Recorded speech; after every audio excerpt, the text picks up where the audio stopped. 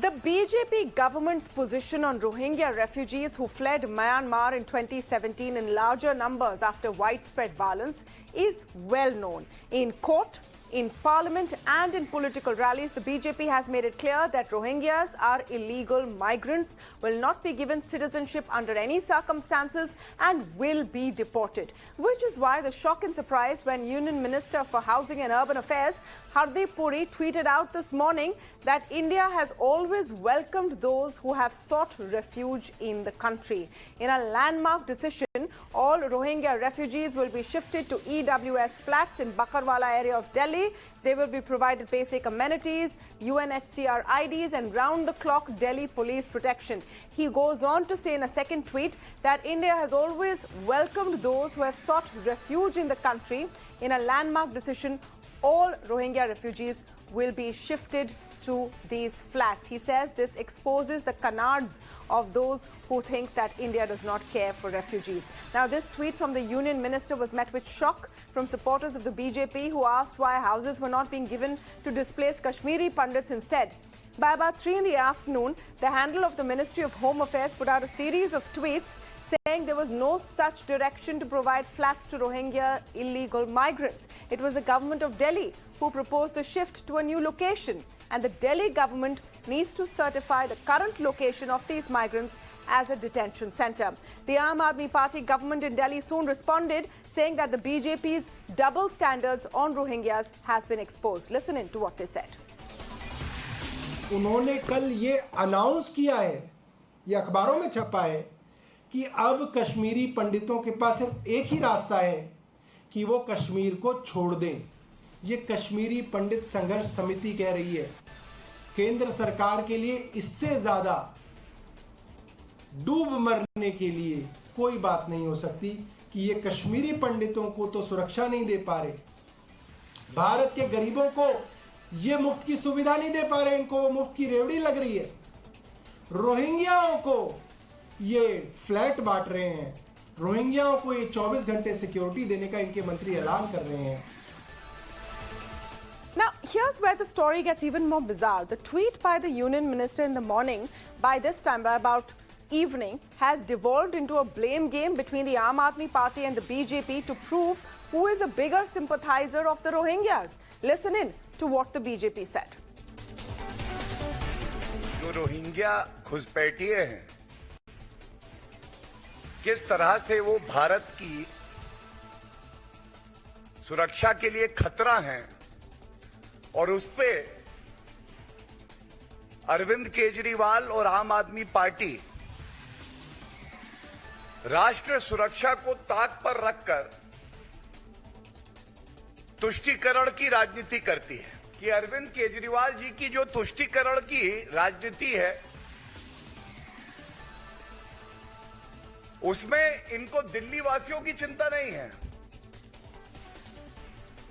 इनको चिंता है जो रोहिंग्या घुसपैठिए आए हैं। All right, so it's now a political fight over who cares more for the Rohingyas and clearly by that extension less for Indian citizens. Now by evening, the BJP released a letter written by the Delhi government to the NDMC to move the Rohingyas to EWS flats on the request of the FRRO, that's the Foreigners Regional Registration Office.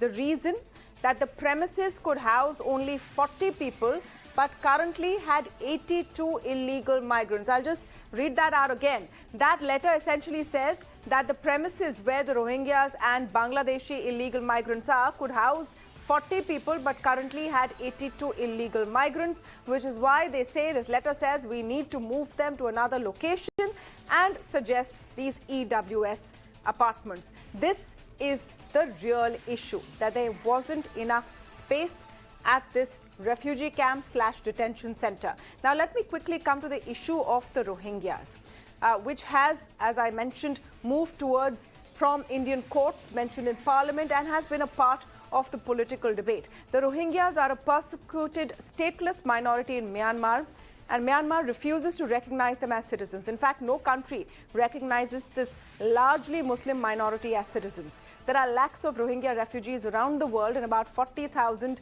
in India itself. As per the UN, they are the most persecuted minority in the world. Now, Myanmar views Rohingyas as illegal. They live, and they say, for centuries in the Rakhine area of Myanmar, but they view them as illegal immigrants who've come from Bangladesh. Bangladesh doesn't think that they're citizens of their country either. And they've been subjected to large-scale violence in August 2017 in Myanmar, which is when over 1 million Rohingyas fled. Over 9 lakh of these refugees landed up in Bangladesh. 1 lakh are in Malaysia. And through the years, Myanmar, in fact, Aung San Suu Kyi in 2019 denied allegations of genocide. And through the years, Myanmar has been saying that we did nothing wrong, but we will not take them back. No one wants to take them. And that's where the issue stands. The ICJ, that's the International Court of Justice, in 2020 ruled that the Rohingyas had suffered genocide. So these are people who are stateless. And India has made it very clear by the Supreme Court petition that we cannot take them in as they are a threat to our national security. So why is this issue still alive?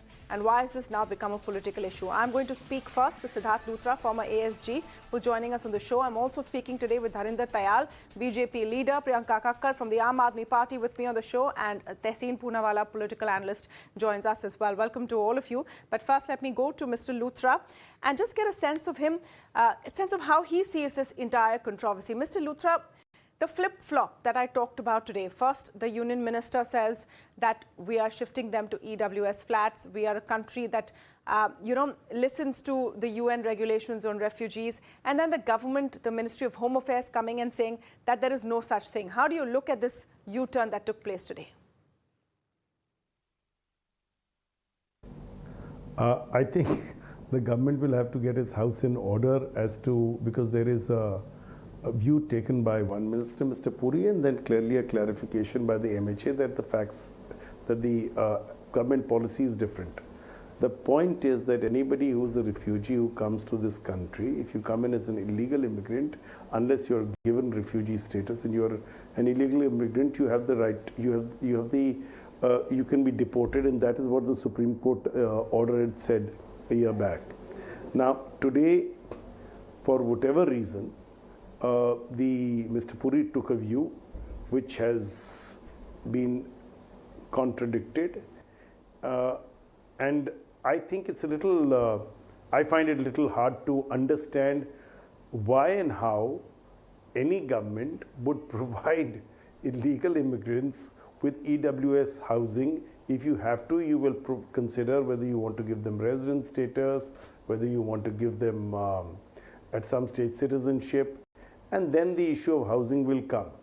Otherwise, people who are illegal immigrants are kept detained till their deportation happens, or kept in a camp or otherwise in a facility till they can be sent back to the country, because otherwise the whole purpose of the deportation process is that a person is refrained from, if possible, free movement beyond the confines of the detention area. It's of course become a political fight now, Mr. Luthra, with the BJP saying it was the Delhi government that wanted to shift the Rohingyas to EWS flats. But I want to understand, can any state government actually do that if there is a clearly diverse position that the central government has taken? Can a state government come and say that we want to give EWS flats or state accorded flats to refugees? Frankly, I would think not so. No. Once there is a deportation order which is passed against an individual, you can shift them from one detention center to the other unless the court directs them to be freed. However, no government can unilaterally violate a valid detention or a deportation order or a detention order pending deportation by the administration and then give them either free housing or shift them to another location which is not provided for within the deportation or detention order pending deportation. So I want to understand this. Out of 40,000 refugees, Rohingya refugees, right now in India, about a dozen have been deported so far. This despite the green signal from the courts and clarity on the issue coming in from the government. What is the procedural hold-up? So some refugees who come in, whether Rohingyas or others, will be given the right to residence. Others are protected by virtue of the UNHCR document which recognize them as valid refugees, and therefore they are protected from deportation. They are normally protected from deportation. There is the principle of non-refoulement which is followed by the Gujarat High Court judgment, and that is the principle of international law custom, that you don't send back people to the place where they've come from, where their life and liberty isn't going to be in danger. Having said that, the issue is really this: it is for the government of the day to take a decision whether a person is, if a person who's an illegal immigrant or illegal resident in India, that proceedings under the law should be taken against them, and that is the power of the administration, both in terms of the proceeding which carried out to see whether they are actually illegal immigrants or illegal aliens coming into India, and B, whether they have no right of residence, and C, the process thereafter, after such a decision is taken and it has gone through the court processes or the quasi-judicial administrative processes, then the actual execution of the deportation has to take place. Now that is something for the administration to do. Yes. One really can't answer why steps have been taken against a few or others, but the fact is that there are a large number, and there are only proceedings that have been taken against a few for which the administration will have to offer a credible explanation. Perhaps they found that they were not illegal or protected by the UNHCR status or otherwise given resident status. Absolutely. Now let me go across to the rest of our panel. Dharinder, Tayal, Priyanka Kakkar, Tehseen Poonawala with us on the show. Mr. Tayal, what exactly happened today? Was Mr. Puri confused? Did he not discuss with other members of the government what the position was? Because there was a stark contrast between what the minister said at 7:30 in the morning and then what the Ministry of Home Affairs clarified at about 3 in the afternoon. Where did the confusion come from, sir? I think what is more important, Tamanna, is the fact that the clarification has been issued so that in the stance of the Bharatiya Janata Party, and translating, of course, into the government, over the years, there is completely no contradiction. The stand of the party and of the government is consistent. Not today, it is consistent right across. So the important part remains, and today you would be aware that even Mr. Puri has some time back issued a tweet where he has said that, whatever the Ministry of Home Affairs has said, that is the final word. No, be that as it may, Mr. Tayal, and we have covered the clarification and the situation and what has been said later very, very clearly. But this sort of mystery still remains. Mr. Puri is an erudite gentleman. He has worked in the foreign services for many, many years. It's unlikely there was something he didn't understand. So what really happened there? Can you enlighten us on this mystery too, Mr. Tayal? So that is exactly what I'm saying, that there is no denying the tweet that was issued, but the clarification has come through. So what is more important to the nation today is what is the stance of the government? Where do we as a nation stand vis-a-vis the Rohingyas? That is the critical factor.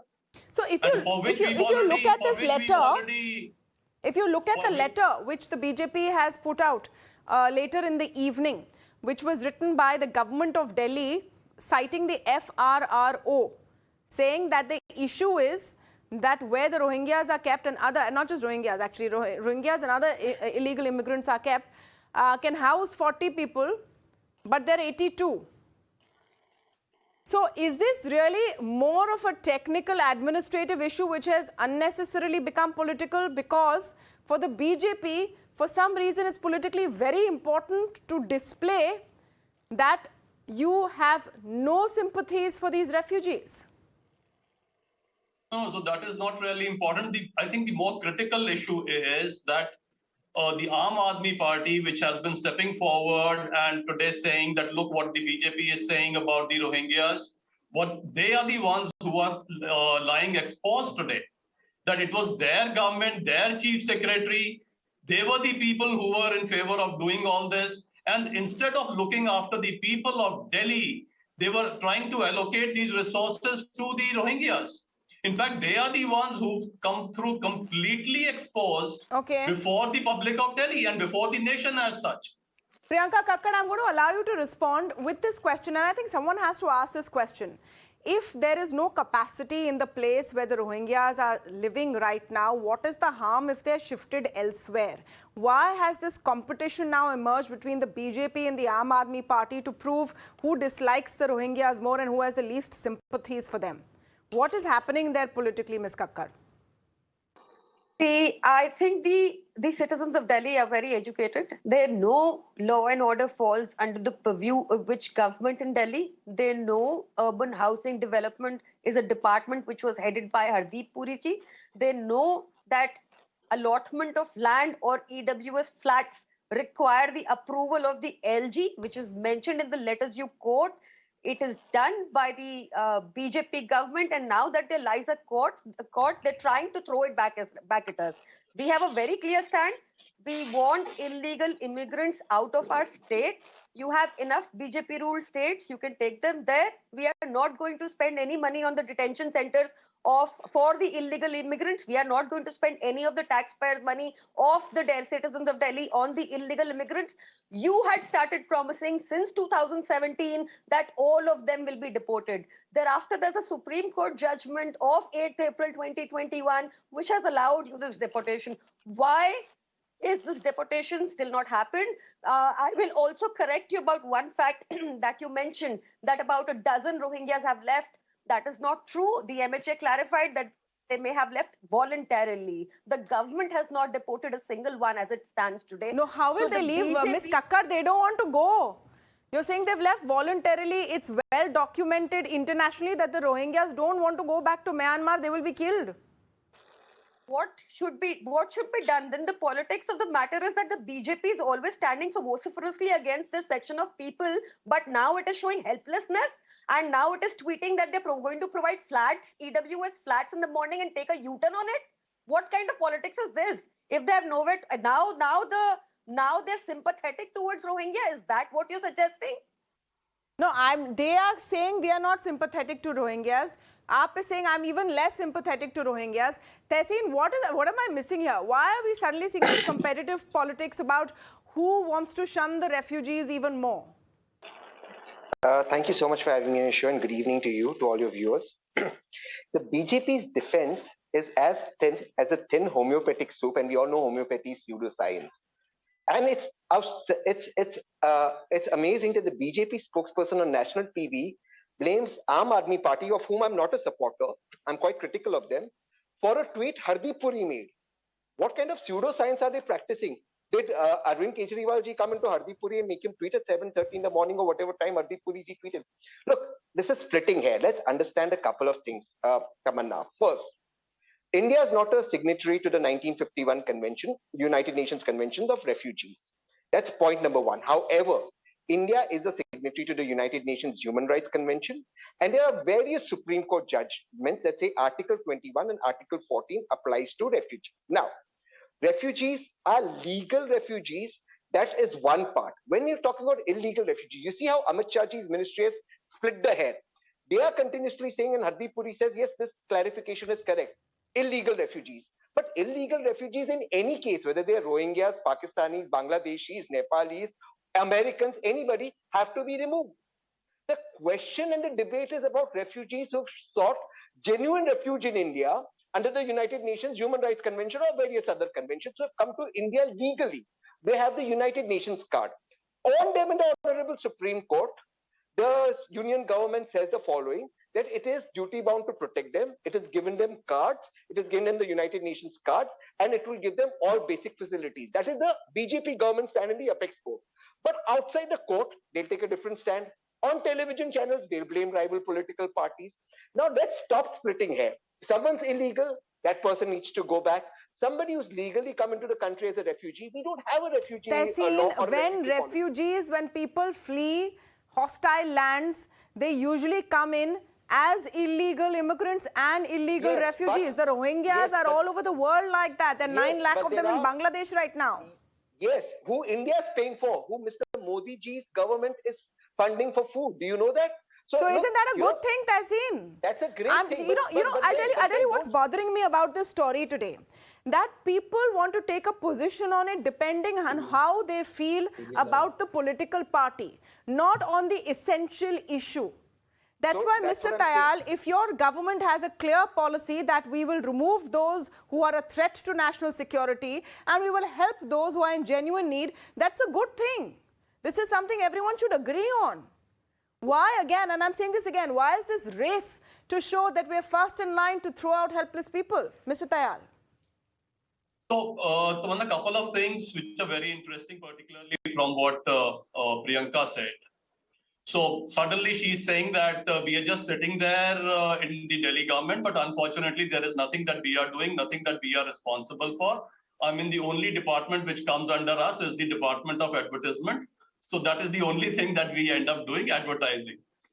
Now, she is saying that all of this, it is under the, it is under Hardeep Puri, this is under the LG. So typically we did nothing. And the meeting with the chief, the meeting with the chief secretary, he organized on 29th of July, after which he issued a letter to NDMC that within a week, I want bore wells done, nice sweet water, everything should be arranged. All of it was something which was done by the chief secretary without the knowledge of the chief minister or anybody at all. Sir, Hardeep Puri ji has joined up. Are we really supposed to believe this? That they had no clue what their chief secretary was doing, and he was doing something well beyond his brief? I think that is something really, Priyanka ji, he's clarified that Hardeep Puri made a mistake. Mr. Tayal is not saying it in so many words, but he's saying, you're saying, Mr. Tayal, so Hardeep Puri made a mistake which was rectified. The other thing, should we get that out of the way, then we can move on. The other thing, important thing which I want Priyanka to please lighten us on is why has it not been declared as detention centers till now? Sir, we will What not is holding them back? What is holding them back? You have to listen to me. Yeah, I'll just come back to you. The basic issue is that the Aam Aadmi Party has been playing the politics of appeasement. There have been rumors, I hope they are rumors, there have been rumors of the Aam Aadmi Party people getting Aadhaar cards made for the Rohingyas, facilitating more Rohingya infiltration, such as to create a voter base for themselves. Mr. Tayal, don't you think you're playing to the gallery here? Do they need this? Because they have won the last 2 elections pretty well. And they think 40,000 voters will influence anything all over India? Do you think 40,000 voters is a very small amount?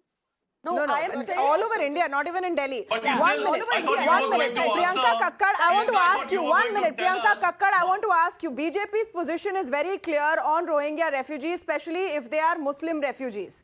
Their position politically is very clear. No, it's very clear. They've said it in court, they've said it in parliament, they've said it in rallies. Their minister made a mistake. Mr. Tayal is not admitting. Mr. Tayal, will you admit? Mr. Tayal, will you admit that Mr. Puri made a mistake so that we can get on with that point? I would just want to raise one small point. No, I'm unable to move on because you're not saying it. Ms. Kakkad wants to hear it from you. Anyway, my point to you, Priyanka Kakkad, is, so they are very clear. What is the Aam Aadmi Party's position is something I fail to understand. I disagree. Do you think that anything done for refugees who are Muslims is minority appeasement? That they should not be given facilities because Rohingyas are largely Muslim? Is that what you're trying to say? Because their line is clear. Yours is not, ma'am. No, absolutely not. That is incorrect. And I'm sorry to say that you are answering instead of the BJP spokesperson who refuses to acknowledge it as a mistake. There is that tweet which exists. It has not been deleted. It is a clear U-turn. They have been caught doing this. It has been very clear that they were going to provide EWS accommodation to them. It does not matter. It does not matter what he is saying because legally, there is a legal expert sitting with us. Legally, we have the law and order and the land. These are two muddas which are clearly under the central government in Delhi. Even this had to be approved by the LG. The note itself says so. And Hardeep Puri ji, who is the housing minister, tweets this. It cannot be. Who authored the note? It cannot Who be so authored simple. the note? Who authored the note? Sir, please tell me who authored the note. Since you question it, please bring out the note and tell me who authored the note. Your chief secretary did. Sir, chief secretary also belongs to you, as does the LG. Law and order belongs to you, so does land. Is there Are any you doubt saying in it? the chief secretary of the Delhi government belongs to the BJP? Absolutely, it is a BJP person. The LG is a BJP person. The housing department right now, Can we please distinguish between the chief secretary and the LG? No, Of course, there's a distinction. I'm not saying they're the same people. One I'm minute. saying they You belong are to saying the that BJP. the LG and the chief secretary is BJP. No. Maybe you would also tell me who was in the Okay, one by one. Let's get some logic back into this conversation. One by one. 1 minute. Tamanna, the logic is very clear. Mr. Tayal, let her finish her point and then you counter. Yes. Let's not digress the issue. Let's not go into such technicalities which will take away from the main issue. What is the main issue according to you, Ms. Kakkar? The issue remains that they introduced, the BJP is playing with national security, be it the Agniveer scheme, which is a contract. No, how? By Hardeep Puri's tweet I'm trying to understand if your entire argument hangs on this tweet put out at 7:30 this morning, which has been clarified again and again. See, on 21st April 2022, Adesh Gupta ji, who is the BJP chief, he said that the Jahangir Puri riots happened because of Rohingya Muslims. Rohingya Muslims world over are considered illegal immigrants, including in Delhi. We do not want to provide them a detention center. We request that the BJP, since it is so keen to provide them accommodation, takes them to a state which is governed by the BJP and provide them accommodation or whatever. And they should answer, why are they housing people who they themselves claim to be a threat to the national security? Okay, I will allow Mr. Tayal to respond that before I go to Tehseen. I find all parts of that statement alarming because you have quoted a BJP leader and then you have brandished a whole group of refugees. By the way, just a statistic over here, 50% of Rohingya refugees worldwide are children, 25% of them are women. From the UN to the ICJ, every international court has talked about how they are sufferers of genocide. If there are specific people who are a national security threat, they have to be dealt with specifically. But you are saying an entire people who are already persecuted in their homeland should not be in Delhi. 1 minute. I am saying Mr. Tayal, please respond. You are going to find an echo on the other side. Yes, Mr. Tayal. One very interesting fact is that in the court case, that Supreme Court that we are all talking about, who was the lawyer for the Rohingyas? There were several. Which one are you speaking about, sir? A certain Mr. Prashant Bhushan, who the Aam Aadmi Party, I guess, should know well enough. So, which should also tell us where their sympathies lie. Don't digress. I'm not digressing. Mr. Tayal, even you know your play. This is mischief because you know Prashant Bhushan and the Aam Aadmi Party in its current avatar have nothing to do with each other. Yes. They have ditched Mr. Bhushan long back, and Mr. Bhushan is a crusader on his own mission. So you know that is mischief. That's a little bit of mischief over there. I can see that from your smile. Let's talk on facts here, sir. Let's talk on facts and let's hope for a sensible conclusion. If we have 40,000 refugees who've come into the country, we are following a process to deport them, which we have to because we are a nation of this world. In the interim, they are kept in detention centers. If the capacity of that detention center is half of the number of people required to be there, there needs to be a conversation on what to do for basic human rights. That conversation is blown up into this. That's what I want to highlight to our viewers, what the story is really about. Tehseen, quick comment from you on what we're seeing. This competitive politics, using the Rohingyas as a sort of a peg. We should be ashamed of ourselves that some of the most persecuted people, we're doing politics over them. The Honorable Supreme Court says Article 21 and Article 14 applies to all refugees. We should be sympathetic to people who have suffered, not call them terrorists. There exists no charges of terrorism as is Amit Shah's ministry. Now for the BJP spokesperson out here, let me clarify one thing. I had fought Aadhaar. I was against making Aadhaar mandatory. And on affidavit, the union government says to the court that Aadhaar cannot be misused. Now he's saying Aadhaar can be given to Rohingyas, but in court they say Aadhaar is not proof of citizenship. And even if Aadhaar is given, which you said is not proof of citizenship, and I agree, how will Aadhaar entitle somebody to vote? Are you saying the election commission is compromised?